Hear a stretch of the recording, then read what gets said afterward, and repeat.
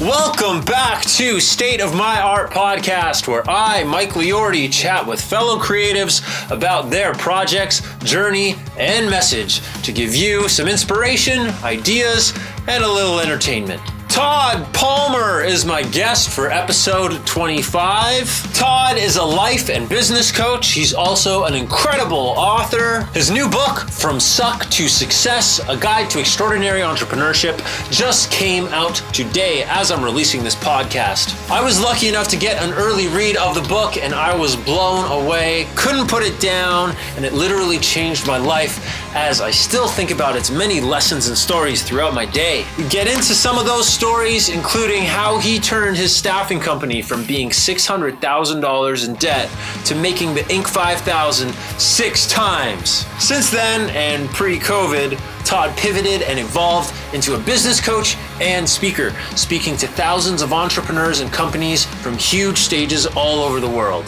And if you know my music, you might recognize his speaker reel track. All right, let's get into it, and then please go get Todd's new life-improving book, From Suck to Success, for only 99 cents today. This conversation with Todd Palmer happened on February 1st, 2021. And we are good to go. We're really doing it. Welcome to the show, Mr. Todd Palmer. How are you doing? Are you in Michigan today? I am in Michigan. We have got about 5 to 8 inches of snow down here. We're happy to have it. Wow. It's been an interesting ride since the last time I saw you, my friend. Right. Yeah. A lot of big changes. You have recently written an amazing book, in my opinion. I know you probably don't have any expectations. You only have intentions, and your intentions so you did read the book. Look at that. Oh yeah. Nice. Yeah. We'll start right there. It's in my opinion, my expectations for it are that it's a New York Times bestseller. It's on Oprah's book club, and it was an incredible read. And I was really inspired, motivated, proud of you. It was a really enjoyable read. So thank you for making it. Well, you know what? Thank you for taking the time out of your life to read it. I think as an author, probably similar to a musician, our intention is to get our craft out there, to get our art out there, our work out there, so that it impacts somebody. And I know this is, my gosh, it took me 5 years to write the book. And I remember when I'm on the 7th or 8th revision that finally comes out. And I remember when I was talking with the people I was collaborating with, they said, who do you want this book to appeal to? And I said, from my perspective, it was a book I wish I would have had when I got started. I mean, I started my company, Diversified Staffing, when I was 27 years old. And, being an entrepreneur at that point, for a lot of us meant you were unemployable. Nobody wanted to hire you. You were off trying to figure out how to create your stake in the world. And there was a lot of unknowns about how to grow and scale a business. And no one told me, and that's what I wanted to bring to the reader, is in order to grow your business and in order to grow whatever you want to do, you still have to go inside. It's inside out leadership. You have to take a look within to be able to create what you want in your exterior world. Yeah. And you've expressed that story so many times on other podcasts that I've checked out. And obviously in this book, it pops up as an incredible example in all 8 categories, all 8 chapters of what you're putting out there. And it's like such a powerful reminder and story, obviously, that fail forward. And I have so many notes and so many things that I want to try and squeeze into this 1 hour, but I'm not going to be surprised if there's some things left out, and we'll leave it to the viewers to read it for themselves, which I first and foremost want to encourage everybody to do. It's going to be 99 cents. We're releasing this podcast the day that it comes out, and the day that it comes out, it's 99 cents. Yeah. After that day, it's going to be $10. So quick little plug for you there. We're doing the Amazon release on February 9th. So pick up the book, 99 cents, get it on your Kindle. And all I'd ask is if someone reads it and they get value out of it, that they give it a review. Because it's part of creating a community of people who can get value from the book. And, I know when we've talked about your musical exploits and when you write a song, you don't know how that song is going to land with an audience member, whether, it's a more senior rock fan like myself, or maybe a more junior rock fan like some of the people who attend your shows. And I put things out to the world, not knowing how it's going to land. So if anybody in your audience wants to pick up the book for 99 cents today, on the 9th of February, 2021, I would appreciate it. And I think you'll get value from it. And I guess if you don't, email me at todd@extraordinaryadvisors.com, and I'll PayPal you your $1 back. How about that? Money back guarantee. Can't beat that. Yeah, I don't think anybody is going to want their money back after reading this book. And you touched on something that I guess we can segue to, and how we met is community. And I was playing what is kind of intended for a junior audience, music, for more of a senior crowd at Gathering of the Titans, GOT. In 2015, I believe, was when I attended, April 2015 at MIT. And that was more of a life-changing weekend than I imagined, and a different way than I imagined. I expected, to get all these opportunities from all these big CEOs and everything. And I did in a different way, but it was more of a huge learning weekend. And the community that I was getting involved in, and still am involved in, with a lot of great friends like yourself, I still feel extremely lucky to be a part of it. And so basically, I was invited by a girl I was seeing's dad, Scott, invited me out, and which, I owe him so much to this day for that opportunity, because I was basically the music provider for the Friday night wine night, basically, where everybody got to get on my gear and jam, and I played my set. And there was a lot of things going on that night, a lot of fun. It was the wine tasting night, so obviously everyone's in a party mood. But I remember you were really into my show and sitting there really into my style of music, which I kind of became more accepting to playing to older audiences and bars after that, and started seeing, that. I only realized it later, that I was like, hey, you know what? I know how to win a crowd of 40 plus year olds over, no problem. So ever since then, I've been more welcoming to playing the bar gigs, and I've sold a lot more merch. I've talked about it on this podcast, playing those bars, because 1999 was 21 years ago, 22 years ago. That's crazy to think. I feel old at a lot of the shows I play, especially in the new band I'm in, Mainsail, some of the festivals we play. I feel like maybe we can segue to the Imposter Syndrome now, where it's interesting because as I was thinking about what I want to talk with you and your audience about today, it's crazy. My mom popped into my head. Now, my mom's been gone for several years, but when I was in high school and in college, my mom listened to my music.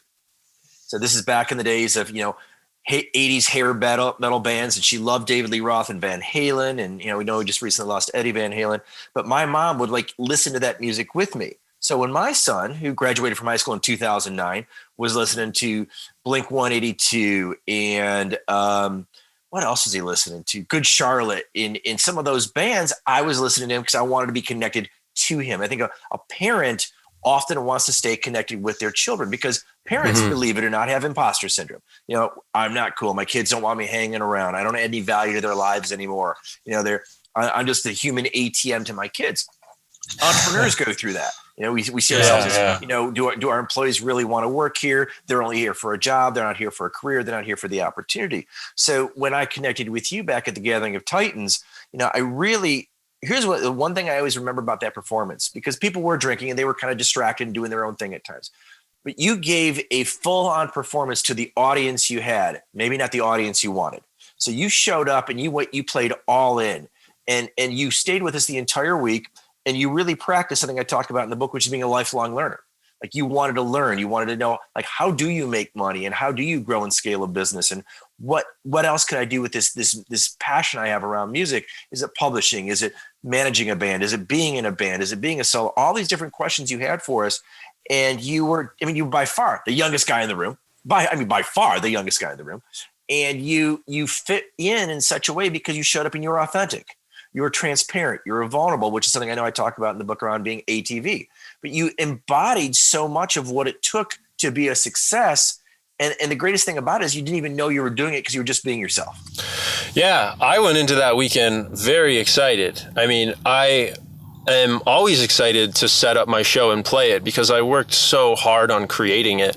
And I knew that there was going to be some people there who were going to be long-term friends like yourself that I was going to make. I didn't know if I was going to be, introduced to Taylor Swift by one of these guys. That was what I was going in there. And that was even brought up that they showed my Taylor Swift video and said, we tried to get her here, but she wanted like $100,000. And I was like, geez, no, like, I can't even believe you guys went out of your way to try this for someone that you've never even met yet.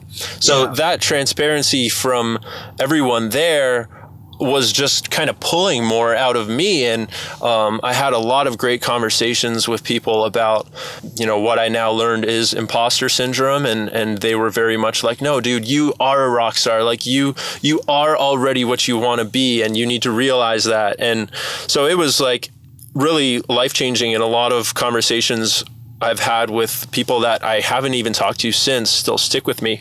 And a lot of conversations that I've had with people that I didn't even talk to much that weekend, like yourself, have carried over. Like initially, one of the big mentorships that I got from you, and I have a lot of mentors from friends that I, didn't even realize until reading your book. I'm like, man, I've learned so much from my vocal coach, more than just singing. I've learned so much from Todd, more than just, helping my sales out. But you taught me a lot about ROIs the first night that we hung out, and, margining my expenses. And I was already really cheap.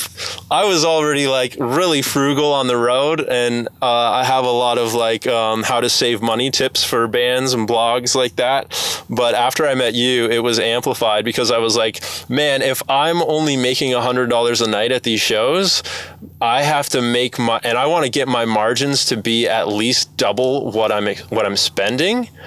I have to live off $50 a day, including gas. Like, all right, let's do this.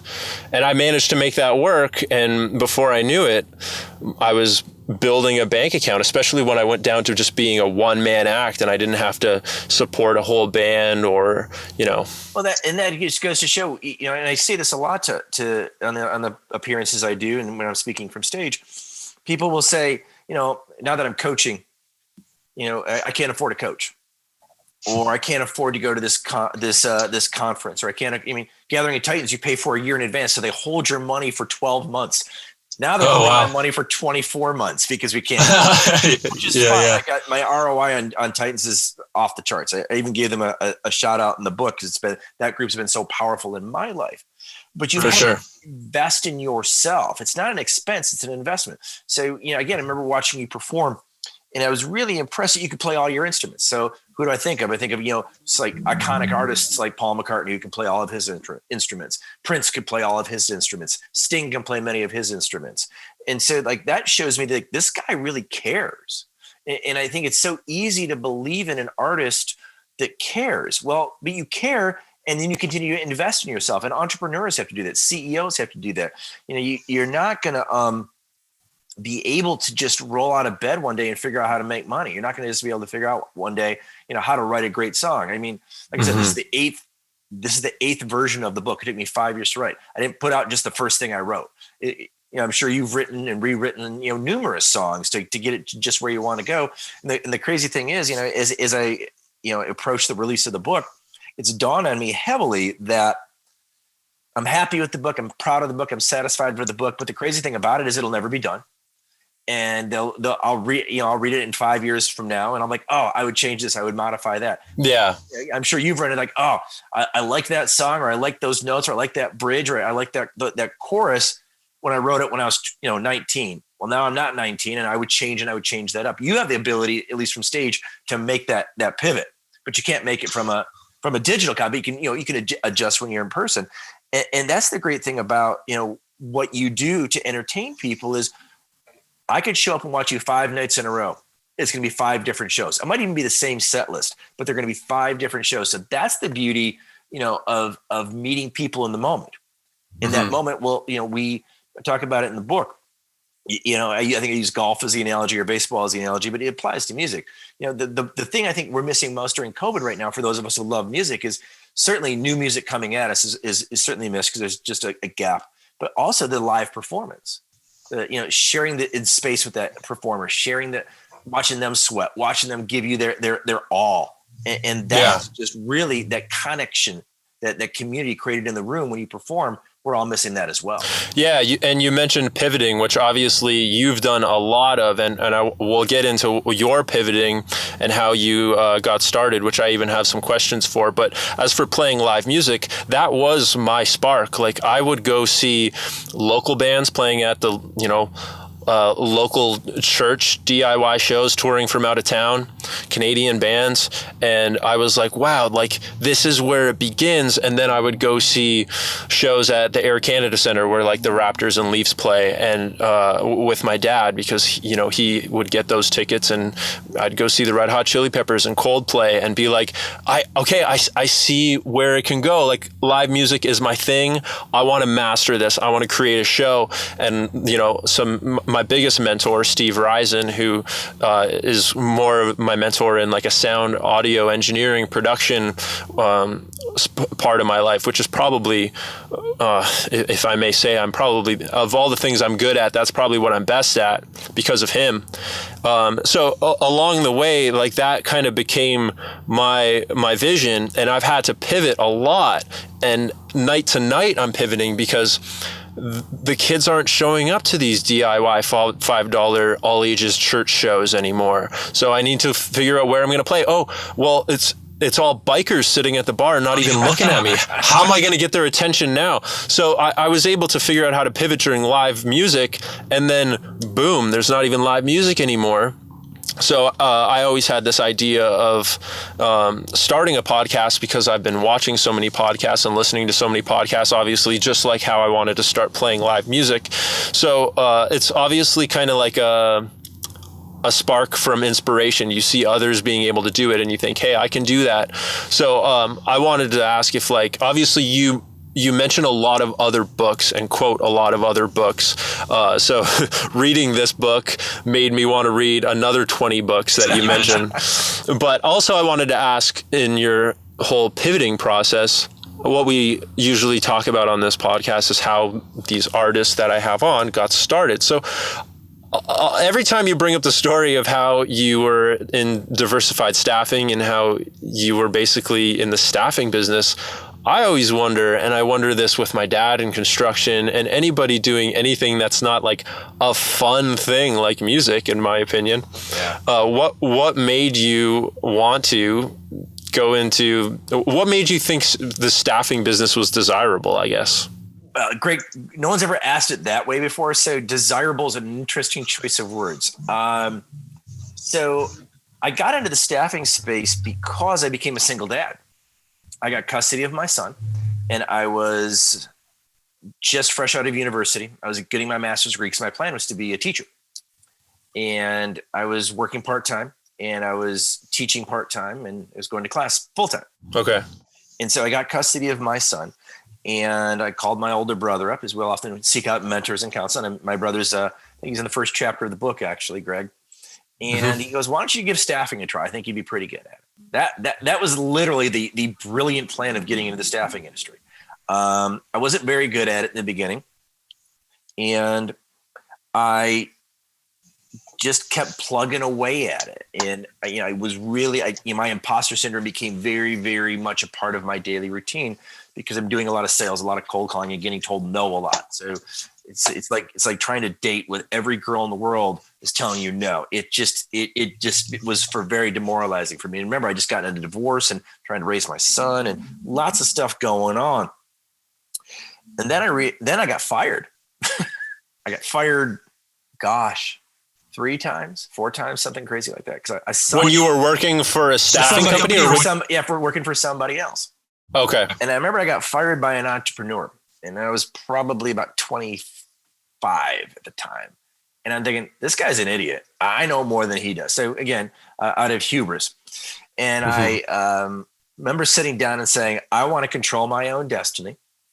I got hired someplace else, and I found a mentor in that company who really championed me. He's like, I believe in you. I like your work ethic.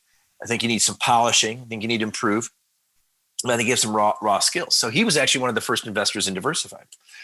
And I ultimately got into the staffing space and stayed in it for so long because I could do it. The crazy thing about it is I never really developed a massively deep passion for it. So fast forward, we get to the point where the company is successful, which allows me other opportunities. One of the opportunities was to write my first book, The Job Search Process, How to Find a Job in 6 weeks or less.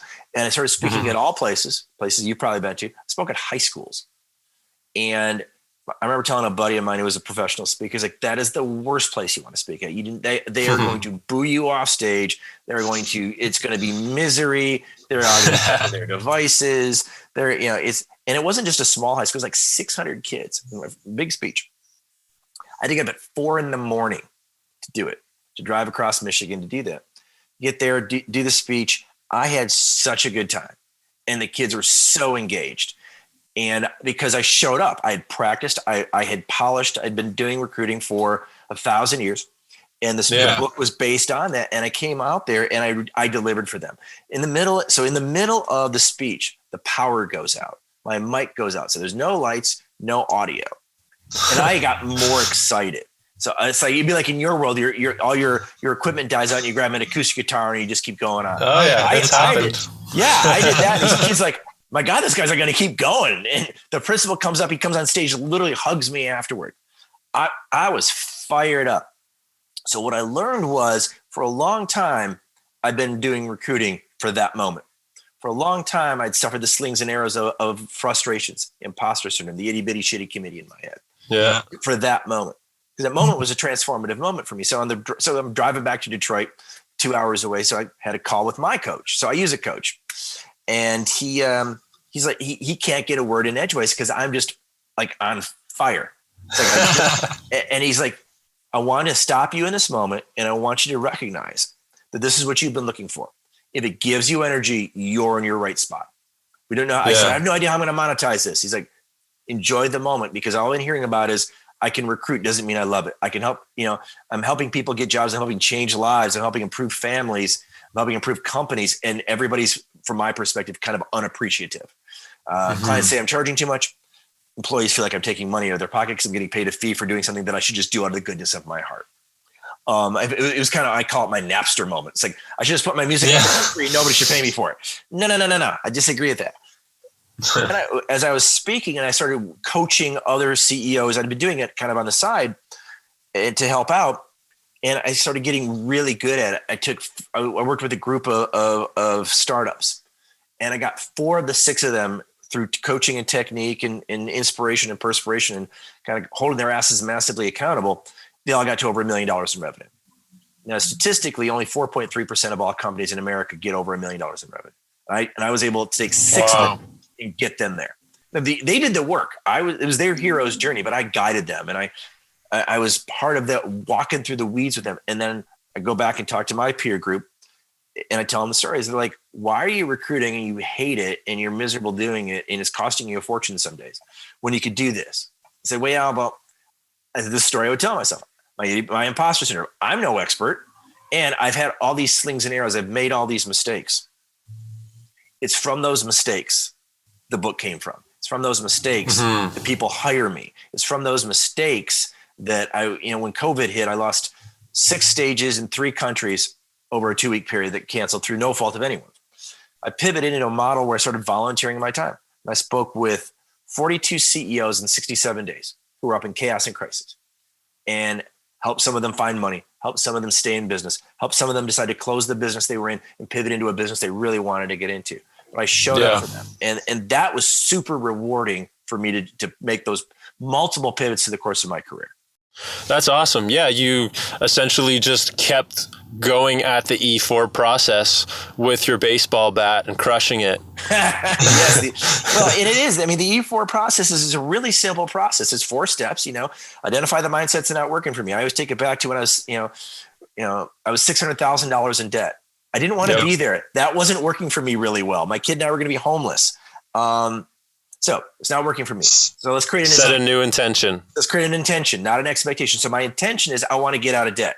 I didn't put a deadline to it. I didn't say I want to get out of debt in 2 years. Now the bank was calling the note. They wanted me out of debt now, which wasn't going to happen. And so I had this intention of getting out of debt, but I had no expectation on how I was going to do it. So then I created a plan against that intention. So we're going to try a bunch of different things. So in September of 2006, talk about it in the book, I fired my entire company and I started over. Got rid of all the people I had hired who had HR backgrounds or recruiting backgrounds. I started hiring people for their DNA, not for their resume. And we started trying different things. So we created, again, I told them all the story in the interview. You imagine going to an interview with a guy. It's like, I said, well, why should I work here? I said, well, I'm not really sure you should. We're about $600,000 in debt. And here's our intention. Our intention is to get out of debt. But here you have a great opportunity to try a bunch of different things. So it's kind of like, I want to invite the crazy people to come work for me. And I did. Yeah. Like Becky was with me for 16, 17 years. And we created all these action plans. And we started pushing out messaging. We started iterating. And over 8 years, we finally get out of debt. Pay off all of our notes, pay off the bank, pay off all the vendors, and we make the Inc. 5000 as one of the fastest growing companies in America 6 times. And the big thing is you got help. You got help from your brother Greg as well. Yeah, so I hired a coach, absolutely, and he kept, what are the 5 positive things you're going to do every day? Because I was so depressed I couldn't get out of bed. So get your butt out of bed, go to work, go to the gym, spike the dopamine, and go to work. If I just do those 3 things, I'm like halfway done with my day, and it's like 9 a.m. And we started moving through those things. And so once we pivoted out of there, I was able to then really take a step back and see that this E4 process can work with anything. So and again, I talk about it in the book. What wasn't working? My son. This is when I just met you. My son and I hadn't spoken for 3 years. That wasn't working for me. And I hired Danny Friedland. So my brother Greg was my first coach. My second coach, who's still my coach, is Dr. Danny Friedland. He's a neuroscientist out of San Diego. And he really helps me understand why I do some of the crazy things I do and how to stop doing them. And so I see him at Titans. I hire him from there. And he says to me, what do you want? And I said, well, I want to grow my business. And I think I want to go into this coaching space. And I just completed my first book. I think I want to write a second book. He's like, no. That's easy. What's the biggest pain in your life? And can you fix it? I said, my kid won't talk to me and I don't know what to do. He got excited because I can help you with that. So what do? I get out a pen, a piece of paper, write down my kid's phone number. Here, give him a call. Whatever it costs, just bill me. He starts laughing at me. He's like, it doesn't work that way. We got to change the inside of you. You'll show up differently. That will land and resonate with him. And you will find a way out of the woods. I don't know how. Intention, not expectation. Will get you out of the woods. You'll show up differently. And you will fix your exterior world by working with your interior demons. And that's exactly, so we did. So flash forward to, what was it? 2017, Tyler and I are on top of Machu Picchu celebrating his college graduation. He's moved back from California. He lives 10 minutes from my house now. If you would have asked me when I did back in 2015, if that was going to happen, I would have said there's a better chance of Taylor Swift showing up at Titans for free than that happened. Well, I mean, the world works in mysterious ways. I think we all learn that as we get older. You mentioned earlier about Napster and your book and all of the references that you make to other books reminded me of this short book that I recently read that's kind of a big buzz book in the e-commerce world right now. It's called Who Moved My Cheese. Have you ever heard of it? Oh yeah, I've read it. Sure. Yeah. And I mean, we're all going through that right now. So it's like even more popular than ever because of COVID. And in the Napster world, especially, all us musicians were kind of like, hey, we had this expectation or we just kind of expected that we were always going to be getting paid from CD sales. Like, yeah, sure. You can't just take that away. I'm going to be angry about it. So, I mean, I still get that vibe all the time. Anytime there's a new social media platform released or an algorithm's changed. I just made a song about how algorithm is my least favorite word as a TikTok video to try and, just stay cool with the kids, but also show them how much I hate this new way. Right. Yeah, obviously, like we have to adapt and move in the new ways of technology, and you could also consider this pandemic being a new form a bunch of new forms of technology are coming out. And a lot of it, I feel like there's this crazy parallel with the evolution of humanity and technology that comes with the ATV, authenticity, transparency, vulnerability, in the business world, in your personal life, that is bringing us closer to people, as much as sometimes I feel like I'm getting pushed away from the way that the world is working. Like, I had this awesome job in a warehouse where I was literally sharing a rehearsal room with my favorite band in the world, Angels and Airwaves. And I thought, oh my God, this is going to turn into something. Like, I need to keep working this terrible customer service warehouse job that I can't stand going to every day, but I'm going to give it my all because of what I'm getting out of it.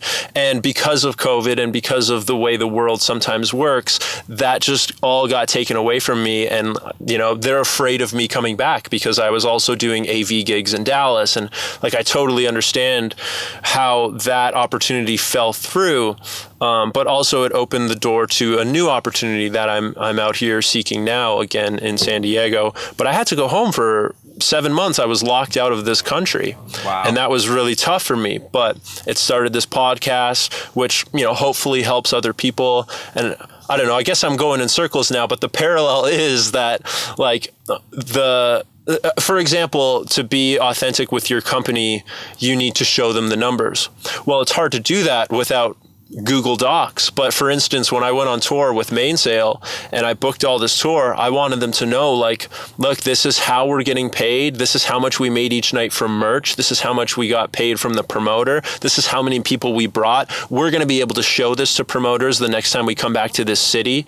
And also, you guys can open your phone, click on the link in the group chat, and you'll be able to see that spreadsheet. And that really helped the overall efforts on the tour, because now everyone was like, how's our merch look tonight? Like, now there was kind of this, I mean, not everybody was on at all times of every day. It never works that way on tour, especially, but it just kind of created a new work ethic and a team atmosphere that I had failed to build for 8 years of touring with new members all the time that were just like, you know, just sitting in the van waiting for their half hour to play. Yeah, well, it takes a certain amount of vulnerability to open up the books, to show the numbers, especially if the numbers don't look good. That certainly can be.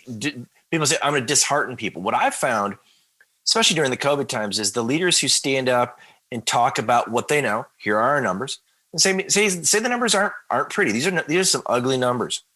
Here's what I think we can do to improve it. But before I give you what I want, I, as a leader, I'm going to speak last. I want to hear what everybody else has to say, and starts festering in receiving ideas from others. That's huge, because it's so important to have in a psychologically safe work environment for people to be seen and for people to be heard. Then you take the millennial thought process, and what they've grown up with is how they can have a voice at the table. They can have the ability to be impactful. They understand, a lot of them, that, like, hey, I'm not going to get a manager's job just out of school, or, you know, my first job. Right. But especially if, you know, you've got a band, you guys are like a gang.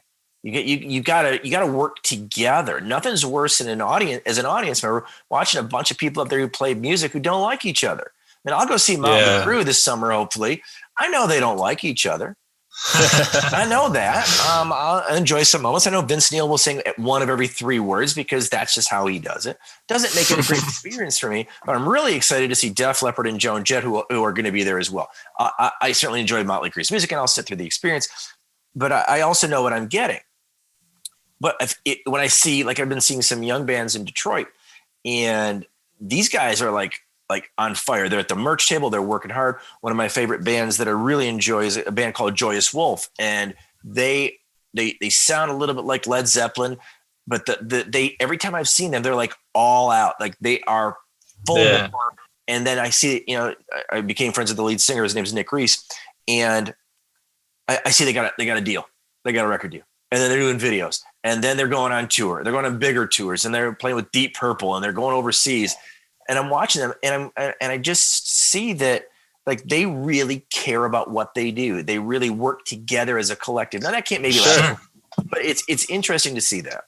Yeah. And I guess for some reason that started making me think of positive thinking versus fear, which I love that you brought that up. You weren't just one of those self-help books that talks about how you need to make a plan and stick to it. No, your book is about how, yeah, you need to plan to actually get to work, but you have to also be open to pivoting and have a positive mindset to do so, but not so positive and not so optimistic that you get this lazy lull and thinking that, oh, if I now that I got my degree, I'm going to get a great job. So I don't even need to like work that hard to find a great job. A lot of people do get that. And I've seen it. A lot of people get, pay a lot of money to get great degrees and they're really smart, but they didn't get that outside world experience to realize I got to get up and grind and I got to pivot. Whereas the people who have been really great and really successful, maybe they didn't even get the education. Made me think of, you had a quote from Michael Jordan. I mean, that guy had a fear every day of not making that team like he did in high school. Right. And every time I see, you mentioned back to some of our favorite artists, Travis Barker, probably the most inspirational artist in my mind. Every time I see him practice or play, I think he is so concerned that he doesn't want to have a bad night. He doesn't want to slip up. He doesn't want to make mistakes. I've never seen the guy make a mistake. And it's because he spends so much time practicing. He has a daily fear that he will have a bad night. And, same with Kobe Bryant. He was up at 3 a.m. shooting hoops so that he wouldn't make those mistakes. So that made me kind of embrace that fear that I have, in that every day I set up this huge production because I worry that I'm not enough. I have that imposter syndrome all the time. And that's why I have all these lights. And that's why I spend so much time editing video for my one-man band, is I want to make Jaws drop every night. And if I don't, I'm driving to the next show thinking, man, what do I need to improve on? What do I need to change? Like that thought process is always going in my mind, which, I mean, not to toot my own horn, but that's probably the reason why everybody says your show is so amazing. And it keeps coming up on this podcast. Like I kind of become the guest on a lot of these episodes because people are talking, are picking my brain on how I got to this level of content creation. Well, and, it circles back. You're never satisfied. You're never satisfied. And as an entrepreneur, the worst thing you can do is become satisfied, because someone will bypass you, whether you're a one-man band, whether you're Jordan, whether you're Kobe Bryant, whether you're Travis Barker. I mean, watch Travis Barker, you watch Taylor Hawkins of the Foo Fighters. These guys work hard. They're not just playing the drums to get through the set. I mean, they're really exerting themselves, and people pick up on that. And that's, when you talk about a positive mindset versus a fear-based mindset, the reality is, if whether we're leading a company, whether we're a startup company, whether it's someone like you, part of what I've learned, and I credit my coach, Dr. Danny, for this, is it happening to me or is it happening for me? And when I lost my stages, I had a couple of days I was pretty down. Since then, I decided to volunteer, and I doubled down on why I do what I do. I worked with Simon Sinek a dozen years ago. It took me 2 years to figure out 2 words. I want to improve lives.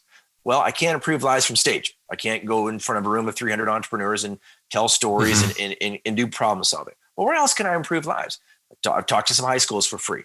I did the 42 CEOs in 67 days model. I worked with couple titans, Nigel Bennett and Andy Biding. We did a 3 CEOs virtual world tour, telling tales from the edge at EO chapters and YPO chapters as far away as Malaysia. I mean, the fact that I got to speak in Malaysia is kind of bizarre to me. It's kind of hard to believe that from Detroit, I'm speaking in Malaysia. But I really doubled down on that because I decided, for me, that COVID happened for me, not to me. Yeah. I pivoted off of, going back to a great book that I recommend anybody who's an entrepreneur, anybody who's in business, check out first and foremost above any book, including mine, is Good to Great from Jim Collins. I mean, there he interviews Admiral James Stockdale about the Stockdale paradox. And the Stockdale paradox at its essence is the brutal reality is COVID happened for me. I have a never wavering faith that somehow, some way, I will get through this, and this will be the defining moment of my life. So if you're Stockdale, you're in a POW camp for 8 years and you're being tortured on a frequent basis, to be able to take your mind, control your reactions to things, control how you process this, to be a leader within a prison camp, it's pretty easy for me as to work with my clients and help them see that things are happening for them and not to them. And, I close out my book's really has been an interesting journey, because while writing it during COVID, I dropped in a lot of COVID stories. Yeah. I'm wrapping the book up, and my coach calls me on November 15th of 2020 and shares with me that he has stage 4 brain cancer.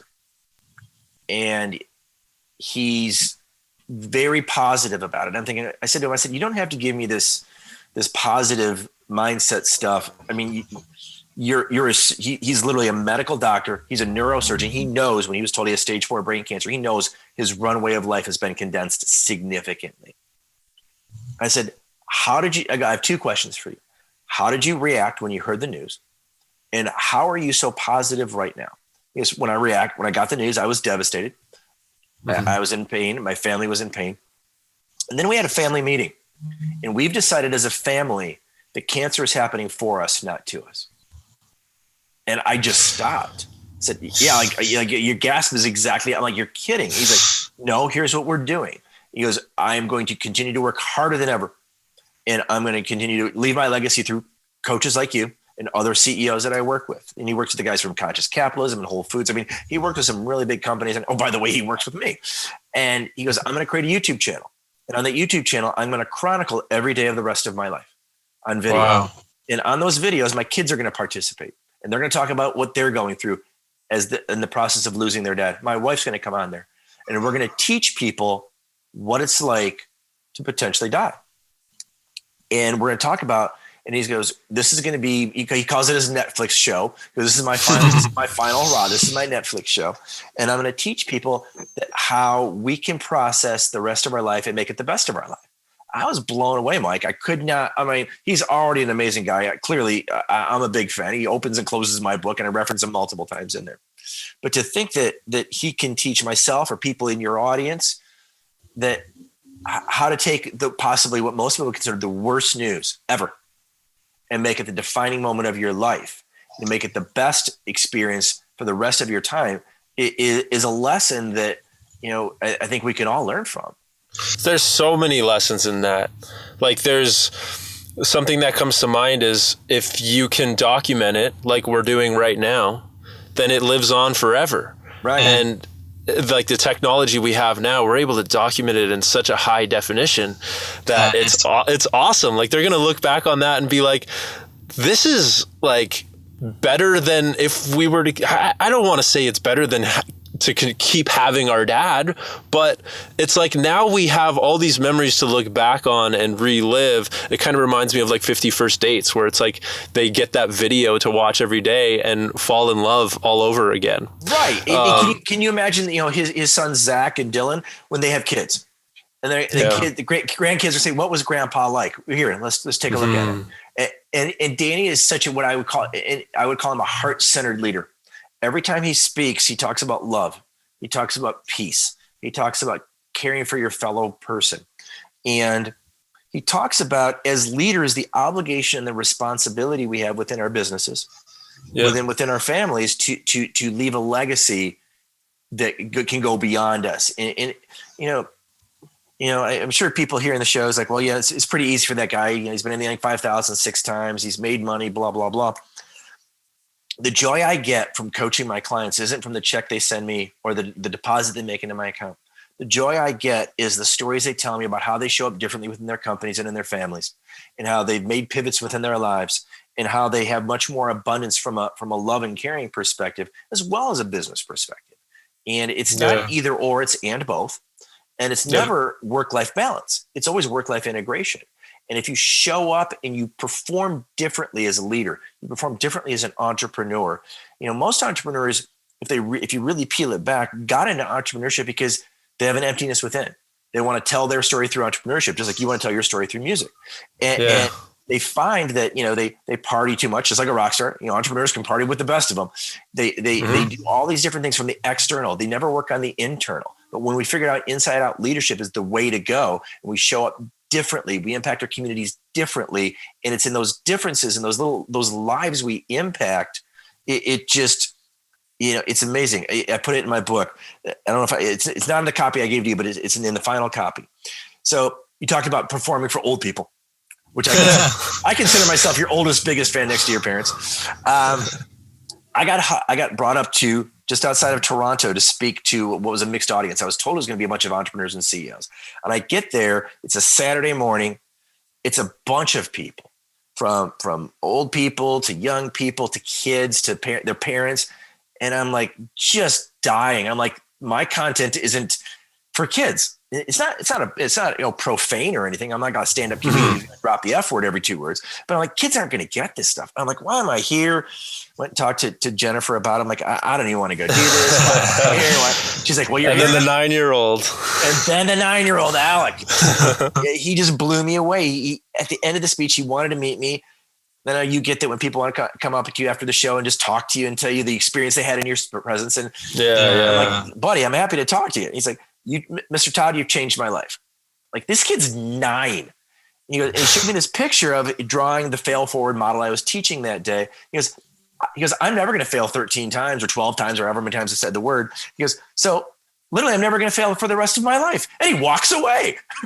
I said, buddy, let me take your picture. Someday I'm going to finish this book. But his mom, you should have seen his mom, Mike. She was just in tears. She's like, he didn't want to come. We had to drag him here. She goes, something was just telling me I had to get him here. I didn't even know which speaker he was going to resonate with. And the fact that you've made such an impact on my son in a 30-minute speech, she goes, thank you so much. I have no idea how far you drove or how far you flew to be here, but you've impacted my family forever. I mean, whatever my fee was, I would have happily given it back just for that moment. That's, that's the impact. It's like, if you and I have been friends for years. It's like, I remember sending you a text message, dude, I'm having a really tough day and I'm just listening to Gray. Dude, I know you didn't mean it for a 47-year-old entrepreneur for it to land with, but dude, I get it. It's a grind, but you know what? If you don't get up and do the grind and you don't get up and put in those little steps, then for me, I'm going to miss out on those little Alec moments or the moments where my clients text me at 3 a.m. Dude, I've been up all night. It finally landed with me, what you're trying to get me to understand. I've made 3 pivots in my business and I'm finally going to be able to go to sleep. Thank you so much for being there for me while I'm sleeping. It's those moments. Yeah. That's, those texts I get all the time from my few fans, relatively speaking, and they mean the world to me. They make it so worth it to drive across the country and play these shows. And the people that I've brought out on tour, some of my family friends that I grew up with, even when they go out and see it, they're like calling my dad saying like, this is why he's doing it. This is why he's not working for your company anymore. You got to see how the people the few people are reacting to his performance. And I want to touch on what you said about the kid too, because I have played a lot of shows where there is obviously some of the audience just doesn't care. They don't even think to try to care. But then there'll be like a little kid there. Like even at a house show I played once, everyone was kind of distracted and doing their own thing. But these 2 kids were right front row dancing, having a great time. Like I was the favorite act that night for them. Maybe because of the light show, maybe because maybe they subconsciously get that 10,000 hours, but they appreciate a good performance, I think, often more than an adult. No matter what the content is, they're gonna love seeing someone up there doing what they love. That's kid instinct. They're drawn to it. It lands with them, and the crazy thing is, like, I've given up. So when I speak, when I still get the opportunity to do it, I have a format in which I'm going to talk about, and I have topics I'm going to move between. But I used to get I'd have sleepless nights because I'd want to remember every single thing I got to say. And I would always talk to myself in that rapid fire thought process. And what I've learned is I got to show up and I got to play to the room I've got. I think I learned that from you, actually. I play to the room I've got, not the room I want. And you don't know who's in the crowd and you don't know who you can impact. So I was telling you the story about doing the 3 CEOs thing. So we spoke to a lot of EO chapters around the country. around the globe, actually. And I'm on one, and I'm watching the screen, and there's a woman in the far right-hand corner, and I said something that landed with her because she started tearing up. And I talked about imposter syndrome and how some of the frustrations I went through and how, I didn't really want to talk to anybody about it and different things. So she pinged me afterwards, and we had a long conversation. And since we've had that conversation, I've gotten an update from her that she's changed her life. She was an entrepreneur. She's a successful entrepreneur, but she was hiding in the world of partying, and she stopped partying. I realized that I was covering up my internal pain and suffering, my internal itty bitty shitty committee, my imposter syndrome with drugs and alcohol. And she goes, I just want to let you know that nobody had ever seen me and nobody had ever heard me until you and I had that conversation. And here's the changes I've made in my life. So not only is she healthier, she's also happier in her relationships, and her business is on fire even during tough times. And she's Canadian, so you gotta love it even more, right? But she shared with me so much. Like, she was, you just showed up and you were there, and you didn't, no airs of pretenses and no BS. And, I'd rather watch I once saw Linkin Park. I'd rather watch a Rosedale show than Linkin Park. And I'm sure people are like, oh my God, I can't believe you said that. Here's why. When I saw Linkin Park, I felt like they were going from song to song like they did on the album. And it sounded just like the album, which told me in my, sixth sense, like, are they really performing live? No, I don't want to throw them under the bus, but I know some sound engineers who know some of their secrets as to why someone like you, who you don't really even play music, but you caught that, and like it doesn't feel right. But so people the authenticity. So she's watching me tell these stories, and I'm sure you could watch a Simon Sinek or a David Rendell or Tony Robbins give a speech. They're going to be a better speaker than me, no doubt about it, because they're just better. But I showed up on the right day for this person to see me tell a story about some of my pain and suffering, some of my dark moments, and how I pivoted out of those using the E4 process. And she was just like, that's what I needed. And here's what she said. She was like, I almost didn't show up, but it popped on my calendar, and I was sitting there doing nothing anyways. I had COVID. I was stuck at home. So boom, I hit it, and there you were. Dude, I get that response so many times, and it's kind of created a really dark side of me where I kind of really pressure people to come to my shows. But the times that it does work, I get that response of like, dude, I'm so sorry that I was like, kind of ignoring you earlier or ghosted you in the past, but I see what you were saying. I'm so glad that I came out to this show. Like, I've never seen anything like this. I'm getting I'm going a little too far on the conceited path on this episode, but I also wanted to touch on the video aspect, because near the end of the book, you talk about how impactful video can be and how helpful it has been. And circling back to your coach, who's been documenting the last few years of his life over a YouTube channel. I mean, that's like, if anything, we're learning through COVID is how important video is. And the entrepreneur who was emailing her staff every day and not really getting a response. Yeah, she was. Well, here's what this is just my theory about why video works better than just email or text or phone. I believe that 85 to 90% of communication is done not with just your words. It's your inflection. It's your tonality. You've written enough songs. You can sing a word 100 different ways. It's going to land differently with your audience. And you want to create an emotion. You can sing it a certain way. You can deliver it a certain way. You can use your body as a distribution of communication. So can the rest of us. It happens to everybody. So as we're going through this process, she was communicating with her team over COVID, and she was beating herself up. She's like, I don't have any answers. I don't know what we're going to do. I don't know if we're going to get the government money. I don't know. So the first thing I tell my leaders is, if you don't know, just say it. I don't know. But here's my intention. My intention is the money. Now, I can say that in a flat email. It's going to land like, oh, that sounds about right. Propaganda, right? Employees. So here's the deal. But I give her credit because at least she was communicating. Because here's what happens when we don't communicate. In the absence of no communication, your audience, whether it's your employees, whether it's your podcast listeners, whomever, your family and friends, in the absence of communication, we fill in that gap with the world's worst case scenario. So If I sent you a text message and you don't answer me for 3 days, oh my gosh, Mike's been in a car accident and he's dead. Oh, I pissed him off and he doesn't like me anymore. Or, oh, he's too good to talk to me. That we plug in the world's worst soundtrack. And so I'm talking to her. I said, she is the world's one of the greatest heart-centered leaders that I've ever worked with. And I said, talk from the heart. Go on video, hold it up. It doesn't have to be shot in 3D. Yeah. There's no THX sound behind it, and there's no special effects. I go, just be you, and just send it out, and let's see what happens. And she did, and she got immediate engagement because people are like, oh my gosh, it's so good to see you.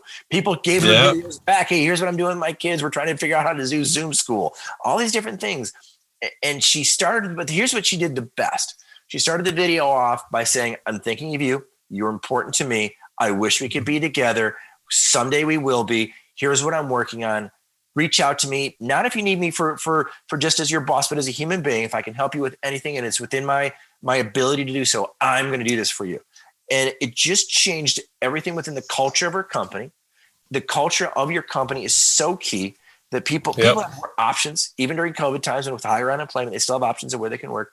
They want to work for leaders that they feel like care about them. They want it for entrepreneurs who have a vision, a conscious capitalism mindset of, we may make a lot of money, but we're going to spend a lot of money doing a lot of good things in our community, or we're going to reward our employees. We're going to take care of charities we want to invest in. We're going to grow the business to grow the people within our companies. We're going to bring in speakers. We're going to invest in wellness programs. That's what these companies are now doing. And the craziest thing is, from an investor standpoint, they 10x the competition.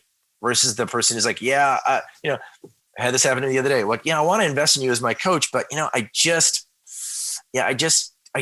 can't pull the trigger because I just can't do the expense. We talked about this earlier. It's like, it's an investment. If you see me as an expense as a coach and not as an investment, then I'm really not for you, and that's okay. Mm-hmm. At the end of the day, just like with musicians, we can't appeal to everybody, and we have to be who we are. We have to coach the way we coach. We have to play the music the way we play it. And that will bring in people who will become our raving fans. Yeah. Whether you think you need to find your niche market, which was part of your pivot, or whether you end up resonating with a 9-year-old, as long as you're doing what you love, it's going to be, and being authentic and transparent and vulnerable, it's going to work out.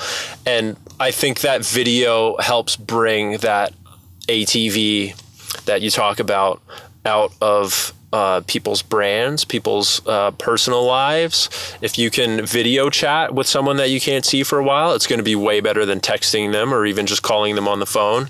But to touch on your coach again, who's making a YouTube video, like, that's going to live on forever, and people are going to see that. So someone on the other side of the country is going to see that and be like, wow, this is really cool. Like, this is something that I want to watch, and this is something I want to follow, even if it's not produced all that well. And some of my friends who sponsor this podcast, the people at Vocalese, they're making a video on how they're renovating their van. And they bought a 2014 Sprinter van, and they're going to run their business out of it. Mel and Kate, the Van Coulters, I think it's called. Their last name's Coulter. And it's just a really interesting process to see. Like, there's so many little things that you wouldn't think need to be done in a van. So it's educational. But the big part is you're getting their personality, and you're getting to see how they work with each other, their husband and wife. And it's just, it's video that's really powerful. And even the last guest that I just released, High Quality Edibles, they make THC infused edibles, but they have this show on YouTube of how they do it. And the chef is so good. And you at first you just think, oh, it's just a couple stoners making some weed edibles. But then, like, 2 minutes into their YouTube channel, it's really well produced, but you're also seeing that, like, this guy, Chef John, is an incredible chef. And, like, I want to follow more just to see how good this chef is at the other things that they're going to make on future episodes. So yeah, like, that's a big part of, why I wanted to make this a video podcast, even though it makes it a whole lot more time, a whole lot more work. It's worth it to me because it's becoming more and more of a passion. And I definitely get the imposter syndrome from time to time, especially when I'm checking the analytics of how many people are watching these things. But then I got to remind myself, like, no, this is what I'm supposed to be doing. And when I watch them back, when I edit them, I'm thinking, this is valuable to someone for sure. And it's going to live on here forever. So someone might see this in 2 years and be like, hey, did you know that artist that you really like has this podcast? And he's actually like, I don't know, he's got a lot of cool guests like Todd Palmer. I don't see that being impossible, as much as sometimes I feel like I'm spending a lot of time creating content that very few people are watching. I mean, I get that when I'm making an album as well, or booking a tour. But at the end of the day, this is like something that's going to live on forever. When I book that show in La Crosse, Wisconsin, and only 10 people show up, the heartbreaking thing is it's not going to live on forever unless I set up a bunch of cameras and made an epic YouTube production that would live on forever. But I didn't. I wish I did for every show. Yeah, it's interesting. There's one of the greatest blessings for me with COVID is it's given me free time to read.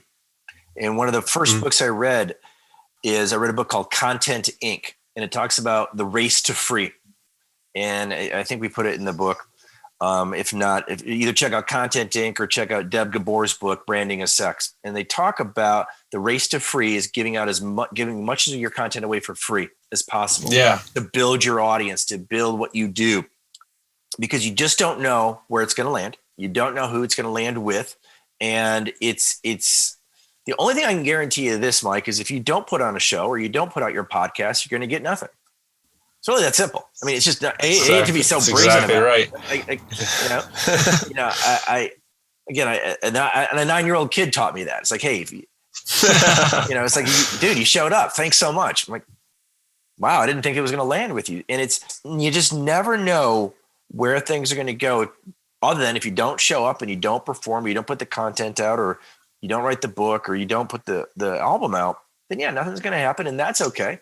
It kind of, when I was writing the book, I wanted to reclaim the word extraordinary.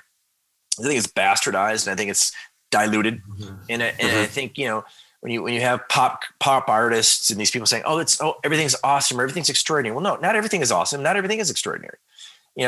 If you take a look at the word extraordinary and you really distill it down on what extraordinary means, it means that you can create a special environment, a unique environment. So if I listen to a Rosedale song, it's extraordinary because you wrote it and it's important to you, and it's singular in its nature, and it's successful because you wrote it, you produced it, you performed all the tracks on it, you played all the instruments. That's an individualized experience.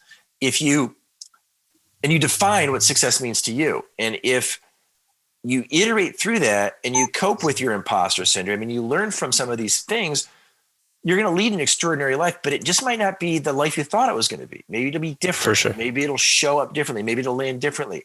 I told everybody who's asked, like, hey, who's playing the track on your speaker reel? I said, it's my buddy Mike from Rosedale. I called you up, said, hey, can I use your track? I'm happy to pay you because I don't think anybody should work for free. And we cut a deal, and your track is on my speaker reel.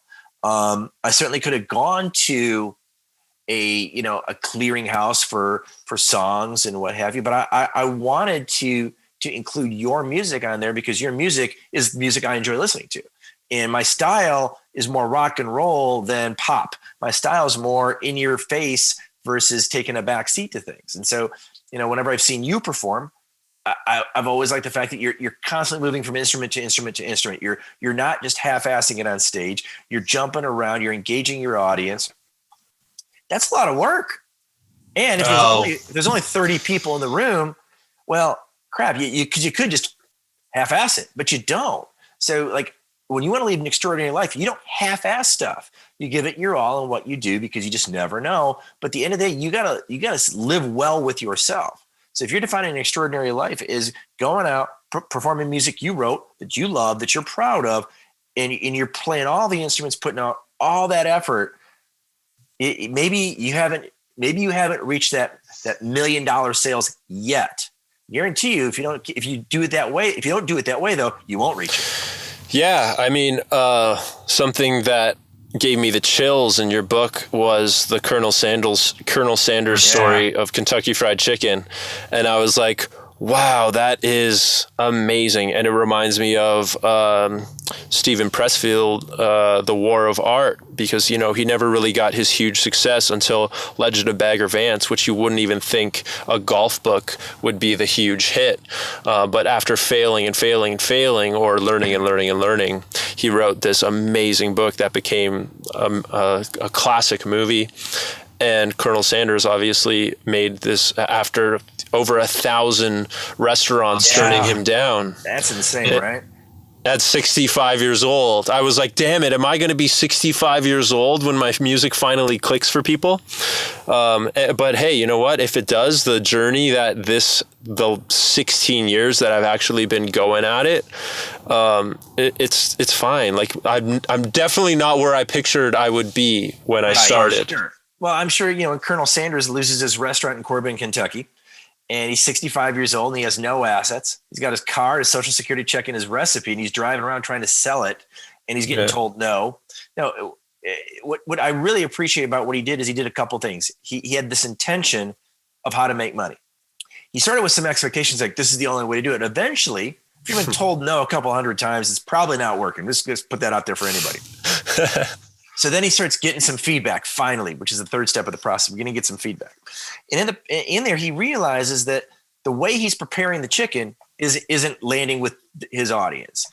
And while it's Kentucky Fried Chicken, if you really ever work at a KFC, it's actually pressurized. So he gets a pressure cooker and he seals in all the flavoring. And then he does this crazy thing. He adds salt. So the original recipe didn't have salt. So someone goes, listen, dude, your recipe needs salt.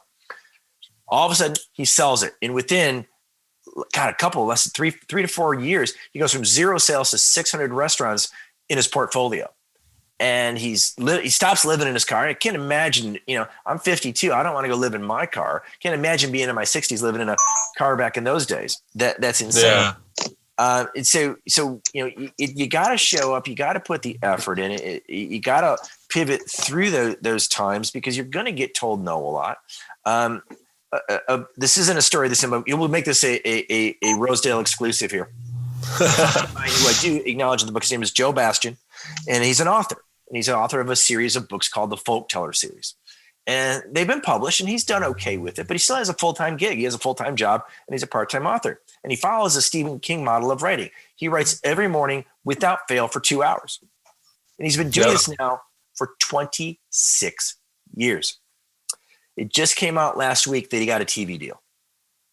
Wow. His book series, the Folk Teller series, is going to be made into a television show. And he's got like these high-powered people. I couldn't tell you, Mike, how many pitch meetings he's gone to in 26 years and how many people he got almost there and almost there and almost there and almost there. And he's the guy who encouraged me. He really pressed me. He and my client, Tom Schwab, pressed me like, get your book done. This is going to impact people. I'm like, I don't know about that. And he kept saying, dude. So then he gets his book deal. I was so thrilled. I sent him a text message. I go, enjoy your thought process of your 26-year overnight success journey. He's laughing. He's like, you have no idea how many people think this just fell in my lap. And he goes, I went to meeting after meeting after meeting. And I remember I went to a meeting with him one time because he was like, yeah, this doesn't feel right for me. I need a business guy in the room because I feel like I'm going to get taken advantage of. And sure enough, he was. And it was a bad deal. But the fact that people think that the content he's been creating just fell out of the sky, or the music you write has just fell out of the sky, or, I've been a CEO for 27 years. When people hire me to coach them, I coach them in 1 hour increments. So that's pretty expensive for an hour. I said, you're not getting an hour, you're getting 30 years basically of blood, sweat, and tears, and, pivoting and striving and thriving and surviving and success and failure. All that you get that in an hour. So I got to show up, and to get me to show up, this is what it's going to cost. And I had still envisioned a day where you're going to be able to do that with your music that you so passionately put your heart into. Now, maybe when you are my age, you're not going to be jumping around on stage like you do, and that's okay. I'll still come to your shows. It might be an acoustic set, but somebody somewhere is going to hear your stuff, and they may say, "Hey, listen, I want to license it. I'm going to give you a writer's royalty, and then your stuff gets out there." You just don't know. But again, I always admire people like you who continue to go forward. And they continue to learn through these tough times, because that's the magic of, I always think of you as an entrepreneur. You happen to be a musician, but you're an entrepreneur in my book. Yeah, that's why I wanted to have you on, especially is anytime you say entrepreneur in this book, it can be subbed out for artist and make just as much sense. And I feel like anybody watching this who's an artist, or even just the smallest idea of an invention or any sort of business that you might want to start, a YouTube channel, I highly encourage them to reach out to you for mentorship, because like we talked about earlier in the episode, and I have a bunch of notes that we didn't even get to about how important mentorship is. I highly encourage them to reach out to you. So it's Todd at extraordinaryadvisors.com. Pick up this book today if you're hearing this the day it came out. And obviously, it's going to be online and available. Are you doing hard copies as well, or it's just an ebook? No. So we're doing the Kindle push, and then that's what you can get for $1 on the 9th of February. Then we're within 30 days, the hard copy will come out. I can tell you offline, this has been a very, this is not an expense. This is an investment for me, but it's been a lot of Benjamins behind the investment, because I've seen you perform. I remember one time I offered to help you. Hey, I'm here, just you and I. Do you want me to carry your gear out? Like, no, appreciate it. You're like, I appreciate the offer. Don't touch my stuff. I take it seriously, and I load my stuff a certain way, and I unload it a certain way so I can set up a certain way. That's how I got about the book. I'm like, we're not done yet, which is requiring more money. And then I got 80% done on my own, and I'm like, it's not there yet. It's not there yet. So like you writing a song and say, I need to bring in a producer to help me get to the finish line. So I brought in a writing producer, essentially. She worked for Time Magazine. So I could have gone to the local yokel and paid somebody and gotten, this little value. I said, no, I'm going to hire the best I can find. She worked at Time Magazine. She used to work. She wrote for politicians. She worked on the Olympics. I'm like, her work is stellar, and just the nicest human being. Her name is Sarah Dunn. And she helped me kind of finish the book out, because I needed someone to be the advocate for the reader. I needed someone to tell me, what am I missing? What can be better? How can I improve as a writer? And how can she, impact this? And, it really shaped the book, because just like back in 2006, when my business was crashing, I realized I was in over my head, and I asked for help, and I hired my brother, Greg, as a coach. Then I hired Danny as my coach when my life was crashing and I needed to pivot things with my son. And I realized the book, while it wasn't crashing, it wasn't getting done, and it wasn't up to my level of, just like you, we have high standards. We have this in common. Mm-hmm. And I hired Sarah and her team to help me finish the book, because I wanted it to be something. Talk about video living forever. Danny's videos are going to live forever. Someone in 200 years can go on there and see about this Friedland guy, because they read my book and I reference him a lot, and they can go research him, and he's going to be easy to find. I just think that when you put out a piece of art, and I think writing a book has an artistic form to it, even though it's more of a business book versus a fiction book. Yeah. It lives forever. It's a tombstone of that I was here on this planet, just like your music is a tombstone that you were here. It's all part of that same bandwidth for me. Yeah, I was going to ask that, actually, if you had like a ghostwriter or an editor that made this thing just so, I don't know if cohesive is the word, but it just flows. So my brain thinks in bite-sized pieces. And it makes, how do I link it all together? So that's what I hired Sarah to help me do. She helped me craft that out. And then I hired a second person. His name is John. And I said, edit the heck out of this thing. And I want you to hand it back to me. It's like writing a term paper. I want you to red ink the hell out of this thing and give it back to me so it can be done correctly.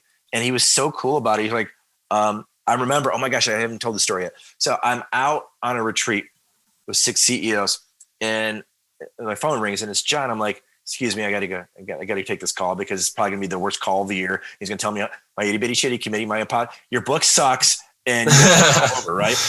Yeah. He goes, hey, I just wanted to call you. I'm gonna send you my notes in a little while, but I wanted to call you and tell you I loved your book, and I've read hundreds of books over. John's got to be in his 60s, because I've read hundreds of books.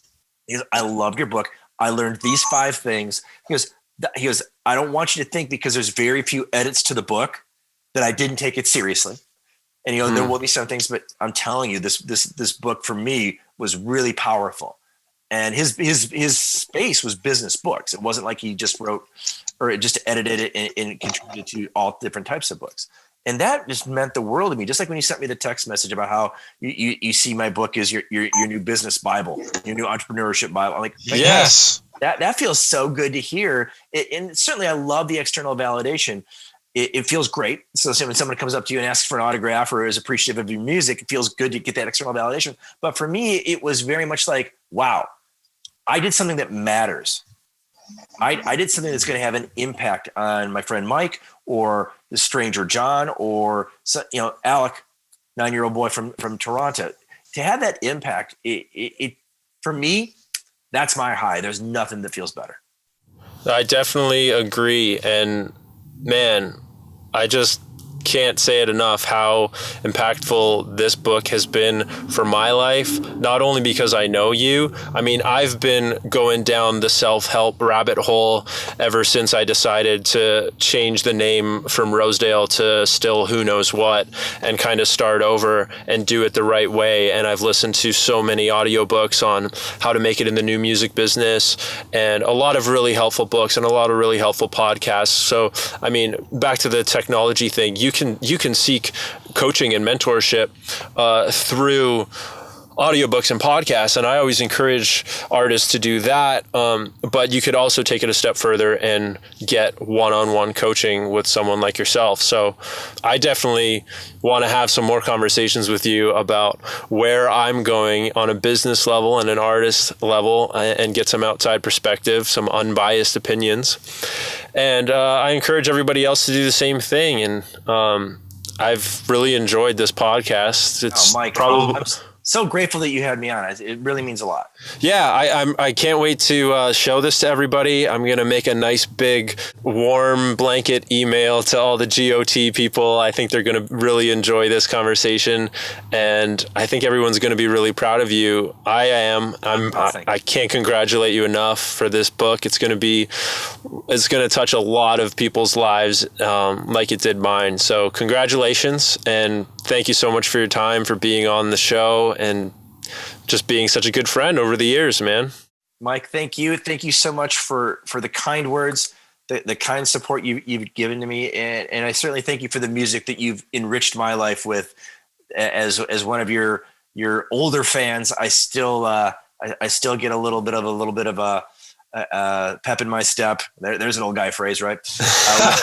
When I hear your music, and I've shared your music with several people over the years, and I really appreciate not only the hard worker you are, but the artist and how much you give to us as your audience. So thank you. Thank you so much, Todd. It means the world coming from you. And yeah, let's keep on changing lives, man. Keep it up. And thanks again for being on. Thank you, Mike. Todd Palmer, thank you again. I wish I was recording when we first connected the Zoom call and Todd goes, "Dude, are you in your van?" By the way, that little doo-doo sound was my camera overheating on my dash. As always, thank you to Vocalese for making the greatest all-natural throat spray. Check out their other all-natural musician wellness products and get 15% off your order by using this link beside my head and in the description below. And if you haven't already, now is the time. Go order your copy of Todd's new book, From Suck to Success, for only 99 cents today, February 9th. And if you missed it, I promise you, $10 is a steal for the ROI you will get out of this masterpiece. Thanks again for checking out this episode. Please subscribe, click notify, smash the like button, follow, share this with a friend, leave a comment. All that really helps you and others see more content like this. You're a champion, and I'll see you next week for another episode of State of My Art Podcast.